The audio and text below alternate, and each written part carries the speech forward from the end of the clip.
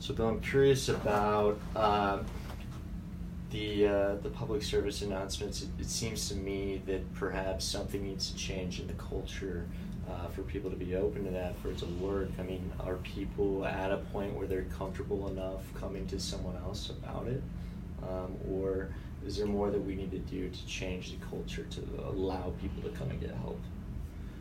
So there are a lot of pieces to that cultural aspect. I think people have told me some people just won't call, even with your public service announcements. Well, we'll get them.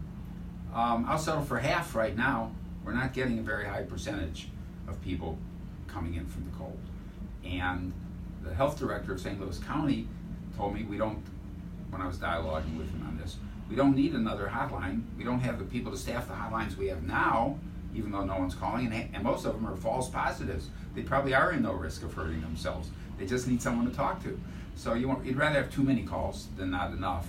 But I think people in pain will call. It'll be the hardest call they ever make because they're setting themselves up for one more disappointment when their life must have been filled with them, or they wouldn't be thinking of killing somebody. But if the PSAs are sensitive, and they should be maybe done by people in government and also people who have been there. Some of the cocaine and meth commercials asking people to ask for help are done by people who have been there. So if you're going to ask people not to hurt somebody but to ask for help, some of them need to be done by people who have been there. I think people are open, by and large, open to an option to killing themselves or somebody else.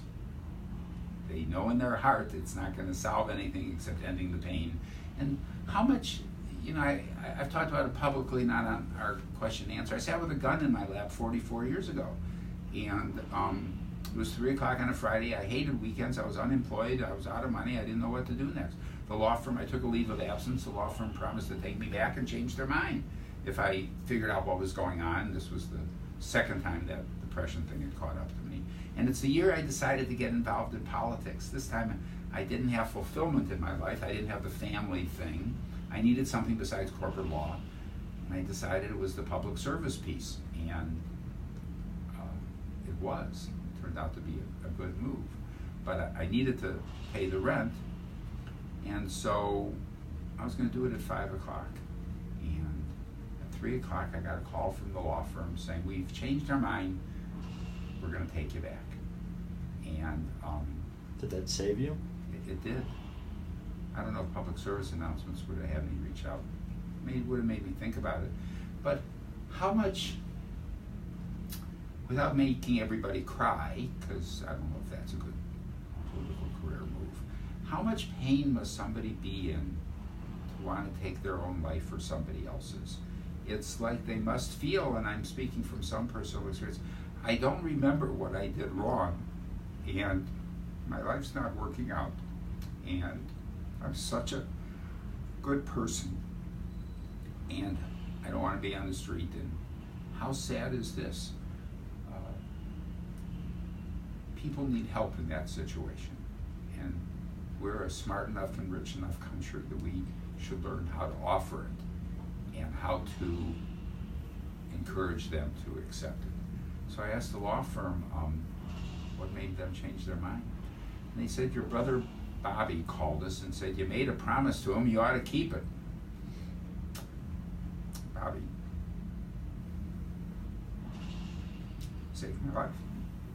And I like to think that it was the grace of God also, that God wasn't quite finished with me. And so that was 44 years ago, and my experience is once you're bitten by that demon, it never quite goes away. But I've muddled through okay. And I think the same part of me that makes me so sensitive to my own life being painful is the same part of me that makes me sensitive to others' lives' pains and my ambition to add to their lives from government. And if that's a package, I'll take the package. I like who I am. I like that sensitive side of me. that cares about other people's lives. It's the very best part of me. I would agree with that. I think that's the best part about you, and that's kind of why I was eager to get in here and interview about it and find out more about where that passion, energy, and care for other people comes from, because it is very apparent with you that it's very sincere, and that you just want, the basic human rights for others, and you just want people to be happy.